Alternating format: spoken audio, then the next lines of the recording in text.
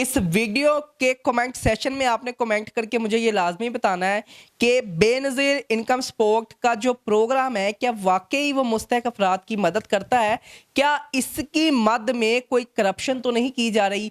क्या peoples party की जानिब से हमेशा ये दावा किया गया है कि बेनज़ीर इनकम सपोर्ट प्रोग्राम के तहत लाखों लाखों अफराद के घरों का निज़ाम चलता। अस्सलामुअलैकुम, मैं आपका मेज़बान एम एस ताहिर और आप देख रहे हैं पीसफुल पाकिस्तान। नाज़रीन, इस वक्त जो मेरे साथ आप फैमिली देख रहे होंगे और मैं आपको ये बताता चलूँ कि ये जो बंदा है ये बीमार है, लेकिन आप सोच रहे होंगे कि देखने में ये बंदा बिल्कुल फिट नज़र आता है, इसको बीमारी क्या है। ये एक पाँव से माजूर है, ये चल नहीं सकता। इसका एक्सीडेंट होता है जिसके बाद ये जो है डिसेबल हो जाता है और कई साल गुजरने के बावजूद आज ये अपने घर में बैठा है। ना ही ये कोई काम कर सकता है, ना ही ये कहीं पे आ जा सकता है और ना ही ये हमारी तरह बाहर चल फिर सकता है। आइए इनसे बात करते हैं और ये जानते हैं कि ये तमाम तर इस इंसिडेंट जो है ये किस तरह पेश आया। अस्सलाम वालेकुम। वालेकुम सलाम। क्या हालत है? खैर दुआ। अच्छा, मैनू ये दसो कि ਇਹ ਕੀ ਮਸਲਾ ਹੋਇਆ ਤੁਹਾਨੂੰ? ਭਾਜੀ ਮੋਟਰਸਾਈਕਲ ਤੇ ਜਾ ਰਿਹਾ ਸੀ ਅੰਬ ਰੋਡ, ਉੱਥੇ ਵੱਜੇ ਨਾ ਰਕਸ਼ੇ ਦੇ ਵਿੱਚ ਤੇ ਰਕਸ਼ਾ ਵਾਲੇ ਨੇ ਲੱਤ ਤੋੜ ਦਿੱਤੀ ਤੇ ਰਕਸ਼ੇ ਦੇ ਵਿੱਚ ਤੁਸੀਂ ਵੱਜੇ ਜਾਂ ਉਹਨੇ ਮਾਰੇ? ਉਹਨੇ ਮਾਰਿਆ। ਰਕਸ਼ਾ ਕਿਹੜਾ ਰਕਸ਼ਾ ਸੀ? ਇਹ ਚਿੰਚੀ ਰਕਸ਼ਾ। ਅੱਛਾ, ਚੀਂਚੀ ਰਕਸ਼ਾ। ਹਾਂਜੀ, ਨਾਲ ਨਾਲੇ ਦੇ ਵਿੱਚ ਡਿੱਗ ਪਿਆ। ਉੱਥੋਂ ਬਾਅਦ ਟੁੱਟ ਗਈ। ਉਸ ਤੋਂ ਬਾਅਦ ਜਿਹੜਾ ਨਾ ਮਸਲਾ ਨਹੀਂ ਠੀਕ ਹੋਇਆ। 11 ਸਾਲ ਹੋ ਗਏ। कितने साल हो गए? ਸਾਲ ਹੋ ਗਏ। 11 साल हो गए। ਹਾਂਜੀ 11 ਸਾਲ ਹੋ ਗਏ। ਨਹੀਂ 11 ਸਾਲ ਹੋ ਗਏ ਤੇ ਤੁਸੀਂ ਇਹਦਾ ਇਲਾਜ ਵਗੈਰਾ ਕਰਾਇਆ? ਬਹੁਤ ਕਰਾਏ ਨੇ, ਬੜੇ ਕਰਾਏ ਨੇ, ਥਾਂ ਥਾਂ ਤੇ ਗਏ ਆ। ਕੋਈ ਕਹਿੰਦਾ ਆਪਰੇਸ਼ਨ ਕਰਾਓ, ਕੋਈ ਕਹਿੰਦਾ ਕੁਛ ਕਰਾਓ। ਕੋਈ ਆਪਰੇਸ਼ਨ ਕਿਸ ਚੀਜ਼ ਦਾ ਹੋਣਾ? ਇਹ ਜਿਹੜੇ ਹੈਗੇ ਨਾ ਮਸਲਨ ਵਾਲ ਜਿਹੜੇ ਸਾਈਡ ਤੇ ਕਹਿੰਦੇ ਨੇ ਮਸਲਨ ਕਿ ਪੇਪਰ ਗਲ ਗਏ ਨੇ ਇਹਨਾਂ ਦੇ। ਯਾਨੀ ਕਿ ਜਿਹੜੇ ਅਸੀਂ ਕਹਿ ਸਕਦੇ ਆ ਖੂਨ ਦੀ ਜਿਹੜੀ ਸਪਲਾਈ ਵਾਲੀ ਨਾਲੀਆਂ ਨੇ ਉਹ ਡੈਮੇਜ ਹੋਈਆਂ ਨੇ। ਹਾਂਜੀ, ਉਹਦੇ ਵਿੱਚ ਬਲੱਡ ਜੰਮ ਗਿਆ ਹੋਏਗਾ ਤੇ ਜੰਮ ਗਿਆ। ਉਹ ਜ਼ਖਮ ਨੇ ਜਰਾਸੀਮ ਲੱਗ ਗਿਆ ਨੇ ਨਾਲੇ ਦੇ ਵਿੱਚੋਂ। ਉਹਦੀ ਵਜ੍ਹਾ ਤੋਂ ਆਣ ਕੇ ਉਹ ਸਾਰੇ ਸਮਝ ਲਓ ਜਿਹੜੀ ਇਹਨਾਂ ਲੱਤ ਦੇ ਪੇਪਰ ਖਤਮ ਹੋ ਗਏ ਨੇ। ਉਹਦੀ ਵਜ੍ਹਾ ਤੋਂ ਮੈਂ ਬਹੁਤ ਪਰੇਸ਼ਾਨ ਆ, ਨਾ ਚੱਲ ਸਕਣਾ। ਕੰਮ ਕੀ ਕਰਦੇ ਹੋ? ਕੰਮ ਬਸ ਘਰ ਹੀ ਬੈਠੇ ਰਹੀਦਾ, ਹੋਰ ਕੀ ਕਰ। ਕੰਮ ਕੋਈ ਨਹੀਂ ਕਰਦੇ? ਕੰਮ ਮਾੜਾ ਮੋਟਾ ਰੇੜੀ ਦੀ ਦੁਕਾਨ ਤੇ ਬਹਿ ਕੇ ਬੂਕ ਕਰ ਲਈ। ਤੇ ਕਿਵੇਂ ਸਿਸਟਮ ਚੱਲਦਾ ਹੈ? ਕਰਦੇ ਨੇ ਮਾੜਾ ਮੋਟਾ। ਕਿੰਨੇ ਸਾਲ ਹੋ ਗਏ ਤੁਹਾਨੂੰ? 11 ਸਾਲ ਹੋ। ਇਸ ਤੋਂ ਪਹਿਲੇ ਕੀ ਕੰਮ ਕਰਦੇ ਸੀ? ਅਸੀਂ ਰੇੜੀ ਲਾਉਂਦੇ ਸੀ ਫਲ ਦੀ। ਆਪਣੀ? ਹਾਂਜੀ। ਤੇ ਹੁਣ ਜਦੋਂ ਦਾ ਐਕਸੀਡੈਂਟ ਹੋਇਆ ਉਸ ਤੋਂ ਬਾਅਦ ਤੁਸੀਂ? ਉਸ ਤੋਂ ਬਾਅਦ ਬੱਚਾ ਥੋੜਾ ਬਹੁਤਾ ਸੌਦਾ ਲਿਆ ਦਿੰਦਾ, ਬੈਠ ਰਹੀਦਾ, ਕੋਈ ਮਾੜਾ ਮੋਟਾ ਕਰ ਲਈਦਾ ਜੇ ਹੋਵੇ ਤੇ, ਨਹੀਂ ਤੇ ਘਰ ਹੀ ਪਿਆ ਰਹਿਣਾ। ਤੁਹਾਡਾ ਇਲਾਜ ਜਿੱਥੋਂ ਤੁਸੀਂ ਕਰਾਇਆ ਉਹ ਹੁਣ ਕੀ ਕਹਿੰਦੇ ਨੇ, ਤੁਹਾਡੀ ਲੱਤ ਸਹੀ ਹੋਏਗੀ ਜਾਂ ਨਹੀਂ? ਉਹ ਭਾਜੀ ਉਹ ਇਹ ਗੱਲ ਕਹਿੰਦੇ ਨੇ ਕਿ ਜਿੱਥੇ ਵੀ ਜਾਈਦਾ ਨਾ ਉਹ ਇਹ ਕਹਿੰਦੇ ਨੇ ਕਿ ਭਾਜੀ ਇਹਦਾ ਇੰਤਜ਼ਾਮ ਕਰੋ, ਇਹ ਜ਼ਖਮ ਨੇ, ਇਹ ਇੰਜੇ ਸਾਨੂੰ ਐ ਟਰਕਾ ਛੱਡਦੇ ਨੇ। ਕੋਈ ਵੀ ਨਹੀਂ ਮਸਲਨ ਸਿੱਧਾ ਮਸਲਾ ਕੋਈ ਵੀ ਨਹੀਂ ਕਰ ਰਿਹਾ। ਮੈਨੂੰ ਇਹ ਦੱਸਣਾ, 11 ਸਾਲ ਹੋ ਗਏ ਤੁਹਾਡੇ ਇਸ ਜ਼ਖਮ ਨੂੰ, ਤੁਸੀਂ ਹੁਣ ਵੀ ਪੱਟੀ ਬੰਨੀ ਹੋਈ ਹੈ, ਇਹ ਕਿਉਂ ਬੰਨੀ? ਬਸ ਜ਼ਖਮ ਬਹੁਤ ਵੱਡੇ ਹੈਗੇ ਨੇ, ਰੇਸ਼ਾ ਬਹੁਤ ਚੱਲਦਾ। ਰੇਸ਼ਾ ਬੜਾ ਪੈਦਾ ਹੁੰਦਾ ਤੇ ਉਹਦਾ ਇਲਾਜ ਕੋਈ ਡਾਕਟਰ ਨੇ, ਕੋਈ ਮੈਡੀਸਨ? ਡਾਕਟਰ ਇਹੋ ਹੀ ਕਹਿੰਦੇ ਨੇ ਡ੍ਰਿਪਾਂ ਲੈ ਜਾਓ, ਇਹ ਦਵਾਈਆਂ ਲੈ ਲਓ, ਉੱਥੋਂ ਲੈ ਲਓ ਸਟੋਰਾਂ ਤੇ, ਇਹ ਖਾਓ ਪੀਓ। ਆਪ ਲੋਕਾਂ ਦਾ ਕੰਮ ਕਰੀਦਾ। ਫਿਰ ਤੁਸੀਂ ਕੀ ਕਰਦੇ ਹੋ? ਲੋਕਾਂ ਦੇ ਘਰਾਂ 'ਚ ਤਪੜੀਆਂ ਵਗੈਰਾ ਕੰਮ ਕੁਮ ਕਰੀਦਾ, ਨਿਜ਼ਾਮ ਚਲਾਈਦਾ। ਕੀ ਕਰੀਏ, ਨਿੱਕੇ ਨਿੱਕੇ ਬੱਚੇ ਵੀ ਨੇ। ਕਿੰਨੇ ਬੱਚੇ? ਕਿੰਨੇ ਨੇ? 2 ਬੱਚੇ ਨੇ। ਬੱਚੀ ਵਿਆਹੀ, ਉਹ ਵੀ ਕਰਜ਼ਾ ਚੁੱਕ ਕੇ ਵਿਆਹੀ ਹੈ। ਹੁਣ ਵੀ ਲੋਕਾਂ ਨੂੰ ਭਾ ਕੇ ਜਦੋਂ ਕਢਵਾਈ ਦੇ ਕੋਈ 50-60 ਹਜ਼ਾਰ ਉਹ ਬੱਚਿਆਂ ਇਹਦੇ ਤੇ ਲਾ ਦੇਈਦੇ। ਫਿਰ ਮੈਨੂੰ ਇਹ ਦੱਸਣਾ ਕਿ ਹੁਣ ਤੱਕ ਤੁਸੀਂ ਪੱਟੀਆਂ ਕਰਾ ਰਹੇ ਹੋ, ਪੱਟੀਆਂ ਵਗੈਰਾ ਕਰਾਉਂਦੇ ਹੋ, ਐਦਾ ਕੋਈ ਖਰਚਾ ਵਗੈਰਾ ਵੀ? ਖਰਚਾ ਵੀ ਹੁੰਦਾ। ਕਿੰਨੇ ਪੈਸੇ ਲੈਂਦਾ ਡਾਕਟਰ? 600 500 600 ਰੁਪਏ ਇੱਕ ਪੱਟੀ ਦਾ? ਹਾਂਜੀ। ਅੱਛਾ, ਡੇਲੀ ਪੱਟੀ ਹੁੰਦੀ? ਹਾਂਜੀ। ਦਵਾਈ ਤੋਂ ਤੇ ਦਵਾਈ ਵੀ ਰੋਜ਼ ਆਉਂਦੀ ਹੈ। 1 ਕੁਇੰਟਲ ਗੋਲੀਆਂ, ਦੂਸਰੀਆਂ ਕੋਈ 200 ਦੀ, ਕੋਈ 250 ਦੀ, ਸਮਝੋ 2000 1500 ਰੋਜ਼ ਦਾ ਕਿੱਥੋਂ ਲਿਆਈਏ? ਤੇ ਕਿੱਥੋਂ ਕਿਵੇਂ ਚੱਲਦਾ ਹੈ ਨਿਜ਼ਾਮ? 1500 2000 ਆਂਦਾ ਕਿੱਥੋਂ? ਕਿਤੇ ਜਿੱਧਰੋਂ ਕੰਮ ਕਰੀ ਤੇ ਉਧਰੋਂ ਰੋਟੀ ਪਾਣੀ, ਕੋਈ ਸਾਲਨ ਦੇ ਦਿੰਦੀ, ਕੋਈ ਰੋਟੀ ਦੇ ਦਿੰਦੀ ਹੈ। ਜਿਹੜੇ ਕਰਜ਼ੇ ਨੇ ਉਹ ਉੱਥੇ ਹੀ ਨੇ। ਲੋਕੀ ਅਗਲੇ ਆਂਦੇ ਨੇ ਜਿਹੜੇ ਤੁਹਾਨੂੰ ਕਢਾ ਕੇ ਦਿੱਤੇ ਨੇ ਪੈਸੇ, ਉਹ ਕਿਸ਼ਤਾਂ ਦੇ। ਕਰਜ਼ਾ ਲਿਆ ਹੋਇਆ? ਪਰੇਸ਼ਾਨ ਆ, ਬੜੇ ਪਰੇਸ਼ਾਨ। ਕਿੰਨਾ ਕਰਜ਼ਾ ਲਿਆ ਹੋਇਆ? ਇਹ ਕੋਈ ਕਿਸੇ ਕੋਲੋਂ ਮਸਲਨ ਕਿ 50,000 ਹੈ, ਕਿਸੇ ਕੋਲ ਲੱਖ ਹੈ। 3-4 ਲੱਖ ਹੈ।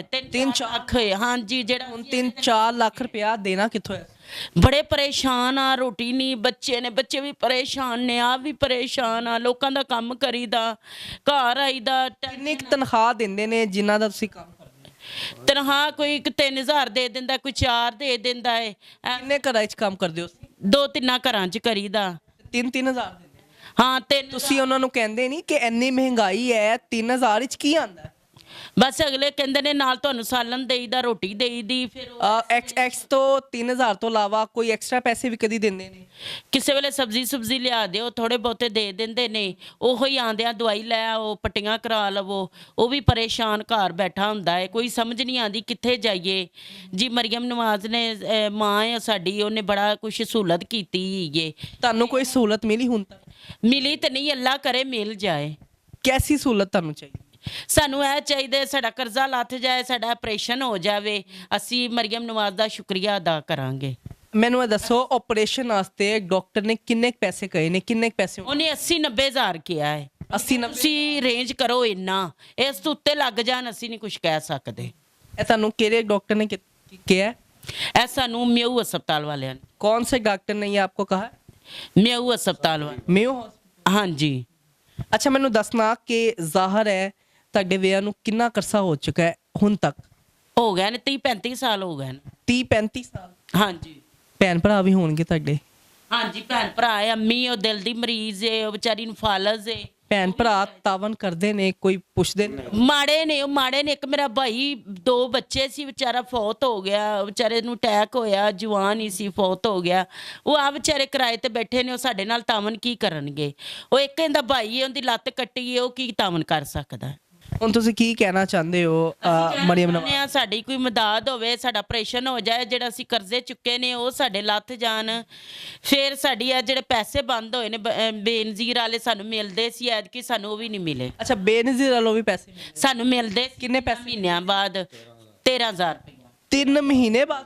ਹਾਂ, 3 ਮਹੀਨੇ ਬਾਅਦ 13000। ਉਹ ਤੇ ਮੇਰੇ ਖਿਆਲ ਨਾਲ ਜਿੱਥੋਂ ਤੱਕ ਮੈਨੂੰ ਪਤਾ ਹੈ 1 ਮਹੀਨੇ ਦਾ 12000 ਨਹੀਂ ਦਿੰਦੇ? ਨਹੀਂ, 3 ਮਹੀਨਿਆਂ ਬਾਅਦ। ਸਭ ਬੀਬੀਆਂ ਨੂੰ 3 ਮਹੀਨਿਆਂ ਬਾਅਦ ਮਿਲਦੇ। 12000 13500 ਰੁਪਏ। ਕਿੰਨੇ ਮਹੀਨੇ ਬਾਅਦ ਮਿਲਦਾ?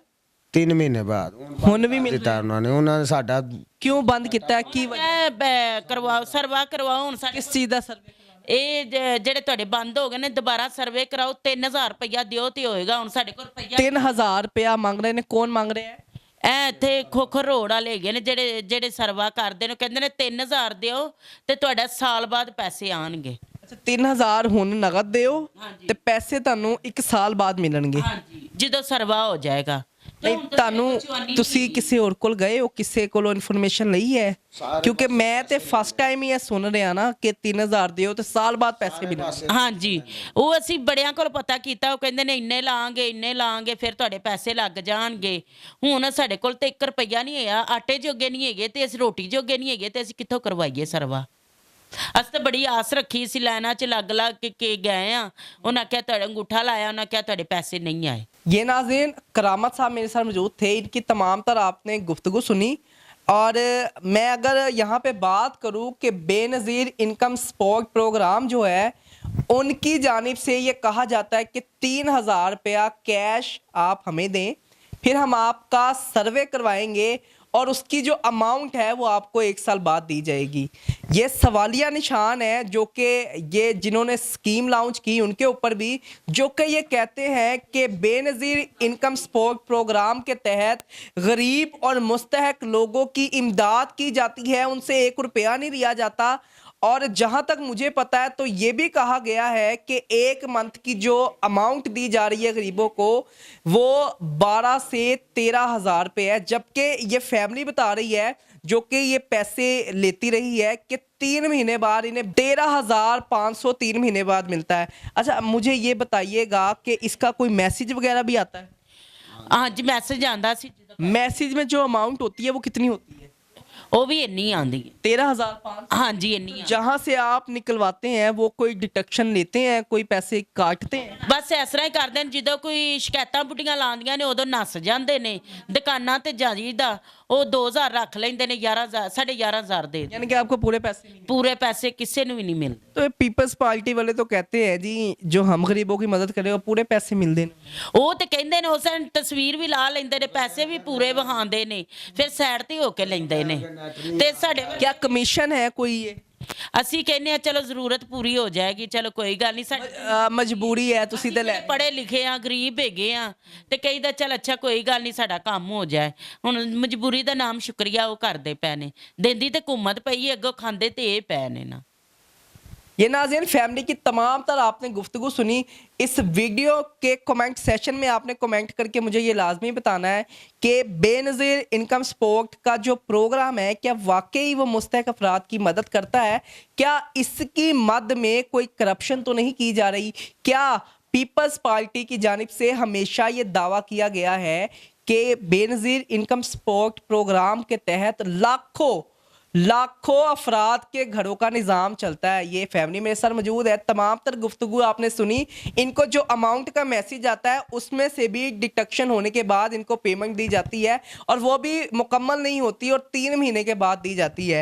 ये जो मेरे साथ साहब आप देख रहे हैं ये देखने में आपको ठीक लग रहे होंगे, लेकिन अगर आप अपनी विंडो स्क्रीन में देखें जो पिक्चर्स चलाई जा रही है और जो इनकी रिपोर्ट है वो भी आप देख रहे होंगे। और ये बीमार है, 11 साल का अरसा एक अरसा होता है और आप इमेजिन करें वो शख्स जो कि 11 साल से चारपाई पे हो, चलने फिरने के लिए लोगों का मोहताज हो। मेरी आपसे ये रिक्वेस्ट है इस वीडियो को ज़्यादा से ज़्यादा शेयर करें। एटलीस्ट हुकूमत जो है इनकी इतनी मदद कर दे कि ये जो भाई हैं ये अपना इलाज करवा लें और इनके इलाज के लिए जो इनको रकम दरकार है वो तकरीबन जो डॉक्टर की जानिब से कहा गया है अप्रॉक्सीमेटली उसकी जो अमाउंट है वो 1 लाख तक की बताई जा रही है। तो रिक्वेस्ट आपसे यही है अगर आप इनकी हेल्प करना चाहें तो डिस्क्रिप्शन में आपको एक नंबर मेंशन होगा, आप उस पर रब्ता करके इनकी इमदाद भी कर सकते हैं और आकर इन्हें देख भी सकते हैं। और अगर आपको लगे कि ये वाकई आपकी इमदाद के मुस्तहक है तो आप ज़रूर इनकी इमदाद कीजिएगा। इसी के साथ अपने मेज़बान को इजाज़त दीजिए। अल्लाह हाफिज़।